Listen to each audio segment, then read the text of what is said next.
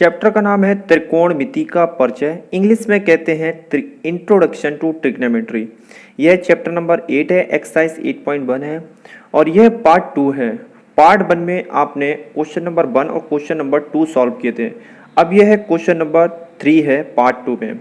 तो question number 3 जो है मैं किताब में आपको दिखा देता हूँ कि किताब में हिंदी मीडियम की किताब में क्या दिया हुआ है और इंग्लिश मीडियम वाली जो है इंग्लिश मीडियम की किताब में अपनी देख सकते हैं।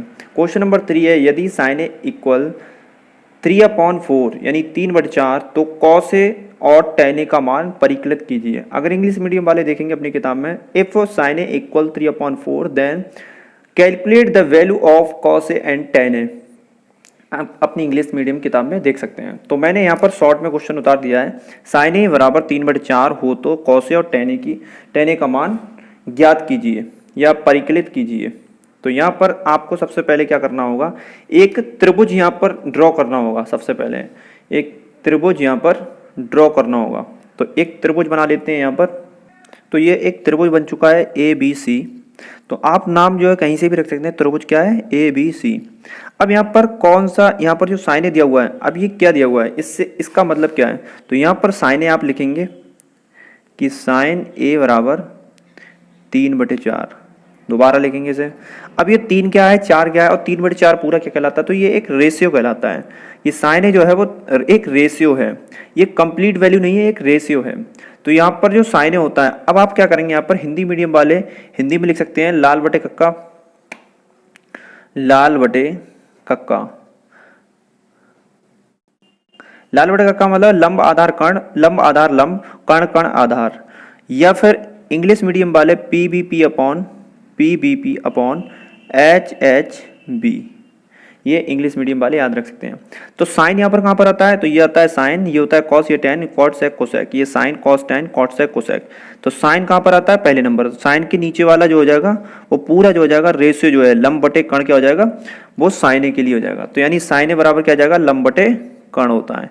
या इंग्लिश मीडियम वाले लिख सकते हैं, इंग्लिश मीडियम वाले क्या लिखेंगे, P/H परपेंडिकुलर अपॉन हाइपोटेनियस। तो यहाँ पर लिखेंगे। तो यहाँ पर लंब बटे कर्ण है, तो लंब इसका मतलब कितना हो गया 3x। तो यहाँ पर हम लिख सकते हैं कि इसमें जो लंब का मतलब क्या हुआ, यहाँ पर लंब का मतलब हुआ BC। तो यहाँ पर लिख सकते हैं कि BC इक्वल कितना जाएगा 3x। यहाँ पर x क्यों माना है, यहाँ पर x इसलिए माना है क्योंकि ये रेशियो होता है। जब भी रेशियो दिया होता है तो वो कंप्लीट वैल्यू नहीं होती अपने आप में। तो कंप्लीट करने के लिए कुछ ना कुछ x या y या z या k या l किसी से भी आपको गुणा करनी होगी, उसके साथ में लिखना होगा, ये ध्यान रखना है आपके लिए। तो हमने यहाँ पर 3x मान लिया, BC बराबर कितना जाएगा 3x, यानी इसका मतलब हुआ लंब। और उसके बाद में कर्ण कितना दिया हुआ है, तो यहाँ पर कर्ण का मतलब क्या है AC। तो AC बराबर जो दिया हुआ है वो कितना आ रहा है 4x। तो यहाँ पर लिख दिया 4x। अब आपको निकालना क्या है AB, क्या निकालना है AB। तो AB बराबर क्वेश्चन मार्क। तो AB निकालना है। तो AB निकालने का तरीका क्या है, तो यहाँ लिखेंगे पाइथागोरस प्रमेय से, पाइथागोरस प्रमेय से। इंग्लिश वाले लिखेंगे बाई पाइथागोरस थ्योरम। क्या लिखेंगे, बाई पाइथागोरस थ्योरम। अब यहाँ पर पाइथागोरस प्रमेय क्या कहती है कि जो कर्ण होता है यानी कि जो हाइपोटेनियस होता है यानी AC का स्क्वायर जो होता है वो लंब का स्क्वायर यानी परपेंडिकुलर का स्क्वायर, परपेंडिकुलर क्या है BC का स्क्वायर, और प्लस आधार यानी बेस का स्क्वायर यानी AB का स्क्वायर, यानी जो बेस है उसका स्क्वायर यानी AB का स्क्वायर। ये क्या होता है, पाइथागोरस एक थ्योरम है। तो यहाँ पर हमने क्या किया है, इंग्लिश वाले लिखेंगे बाई पाइथागोरस थ्योरम।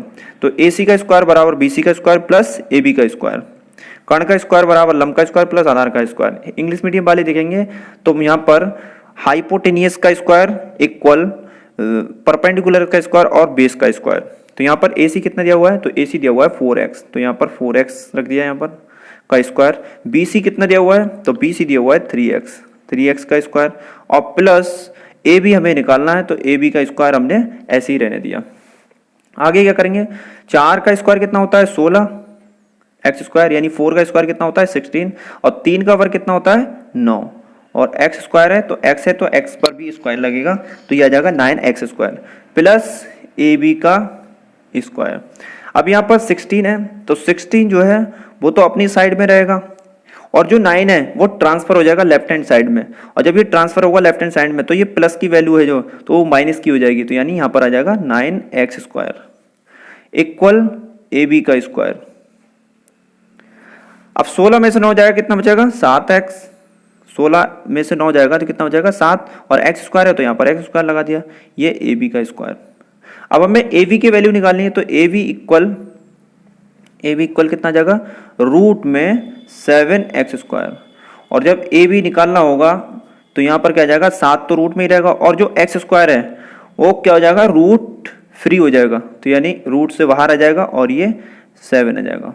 अब ये रूट से फ्री क्यों हो जाएगा, क्योंकि यहाँ पर x² है, और जब x² होता है या दो घात होती है, दो पावर होती है किसी की, तो वो बाहर आ जाता है।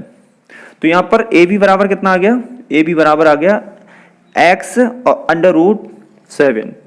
अब ये वैल्यू आने के बाद में x √7, अभी हमारे पास में ट्रायंगल की तीनों साइड्स आ गई, यानी 4x भी आ गई, 3x भी आ गई और x √7 भी आ गई, यानी जो इनकम्प्लीट थी x √7 जो एक साइड बेस थी वो भी आ गई। अब हम कुछ भी निकाल सकते हैं, साइन कहे, कॉस्टेक, टेन, कॉट, सेक, कोसेक, कुछ भी कहे, एनीथिंग, तो हम कुछ भी फाइंड आउट कर सकते हैं यानी निकाल सकते हैं उसमें। तो हमें क्या निकालना था इसमें, तो हमें निकालना था हमें cos A और tan A। तो cos A अगर हम निकालते हैं इसमें, तो cos A निकालेंगे तो cos A बराबर, अब cos होता क्या है, तो cos यहाँ पे देख सकते हैं, ये साइन होता है, ये cos होता है, तो cos क्या होता है आधार बटे कर्ण, और इंग्लिश मीडियम वाले देखेंगे B/H होता है, बेस अपॉन हाइपोटेनियस। तो यहाँ पर हिंदी मीडियम के हिसाब से जो है आधार बटे कर्ण होता है।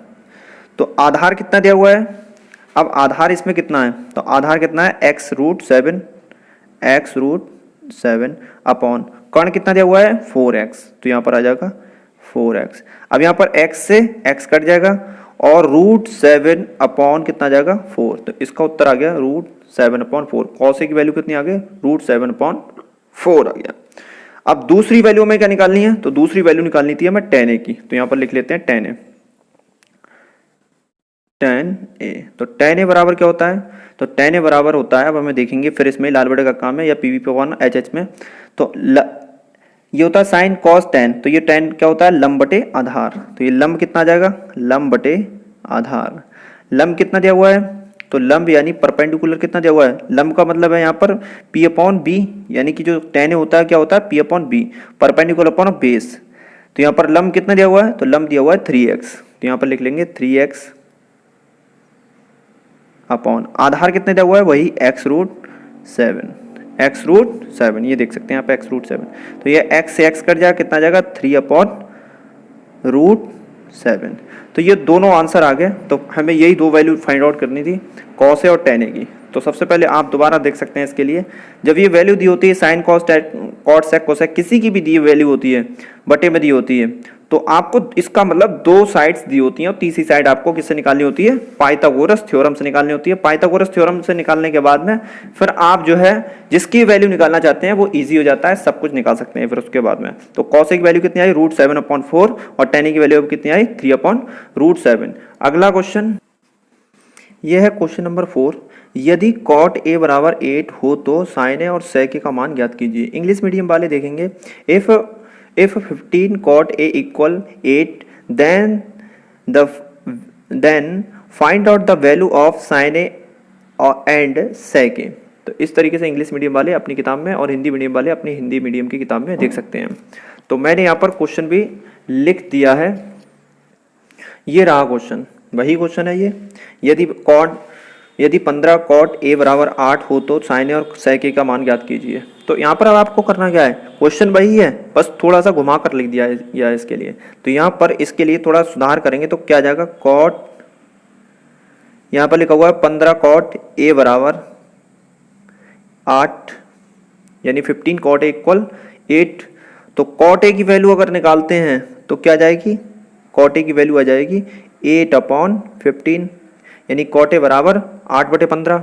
अब ये 8/15 आ गई तो किसकी तरह हुआ क्वेश्चन, पहले वाले की तरह हो गया।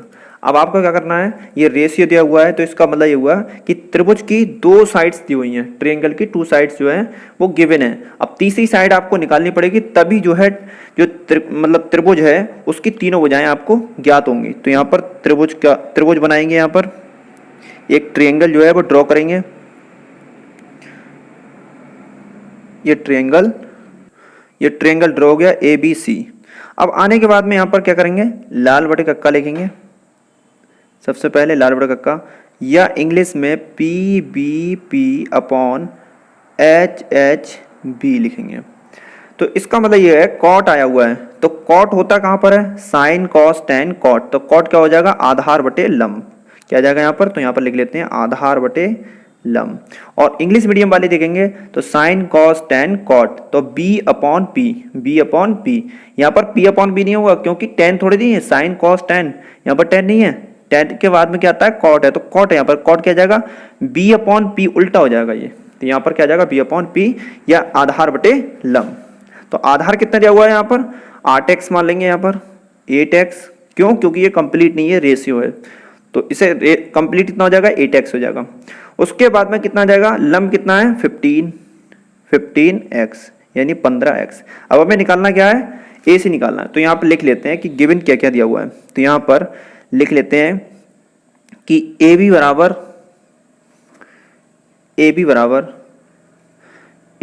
जो है वो 8x। उसके बाद में BC बराबर 15x, और फिर उसके बाद में AC बराबर निकालना यानी फाइंड आउट करना है। तो यहाँ पर हमें तीसरी जो साइड है निकालने का तरीका क्या होता है, तो हम उसे निकालते हैं पाइथागोरस थ्योरम।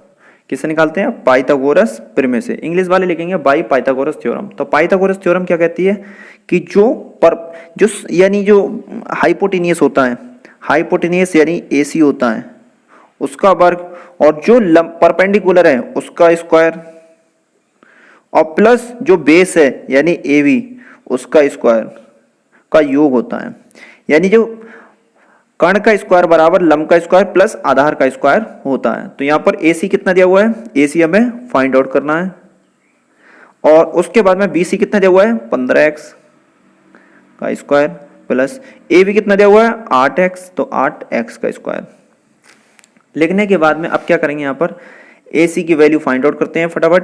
तो 15 का वर्ग कितना होता है, 225, यानी 15 का स्क्वायर होता है 225 और x स्क्वायर।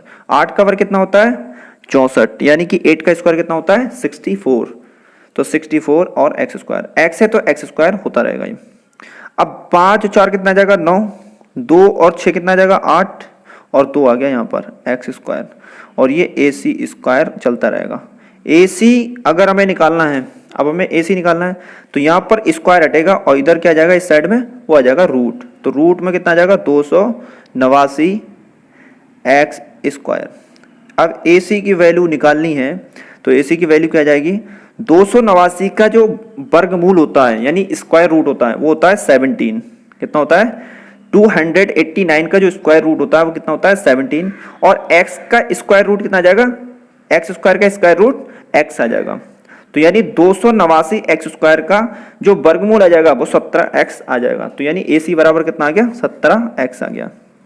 तो यहाँ पर लिख देते हैं कि AC बराबर कितना आ गया, 17x। अब हमें किस किस की वैल्यू निकालनी है, जैसे इसकी वैल्यू निकालनी है वो निकाल सकते हैं। अब सबसे पहले हमें किसकी निकालनी थी, वो निकालनी थी साइन A की। तो यहाँ पर लिखते हैं साइन A, यहाँ लिख लेते हैं साइन A। तो साइन A बराबर क्या होता है, अब यहाँ पर साइन देख लेते हैं कहाँ पर आ रहा है। अब A भी हम ध्यान रखते चलेंगे कि A हमें यानी ये वाला कोण निकालना है हमें, ये कोण के हिसाब से लंब है तो लंब है, तो कोई प्रॉब्लम नहीं है। तो यहाँ पर कितना आ जाएगा, साइन A, तो साइन कहाँ पर आता है, पहली नंबर पर आता है, तो लंब बटे कितना आ जाएगा, कर्ण हो जाएगा। तो लंब बटे कर्ण, लंब कितना दिया हुआ है, तो वो लंब कितना दिया हुआ है, चाहो तो आप देख सकते हो। लंब का मतलब क्या, लंब कितना दिया हुआ है यहाँ पर, लंब दिया हुआ है 15x। कर्ण कितना दिया हुआ है, तो कर्ण दिया हुआ है कितना, 17x। x से x कट जाएगा, कितना बचा, 15/17। ये आ गया साइन A की वैल्यू। उसके बाद में अब हमें क्या निकालना है, वो निकालना है सेक A की वैल्यू। तो सेक A सेके, सेके क्या आ जाएगा, sine cos tan cot sec, तो कर्ण बटे क्या आ जाएगा, आधार। तो कर्ण कितना दिया हुआ है, कर्ण बटे आधार।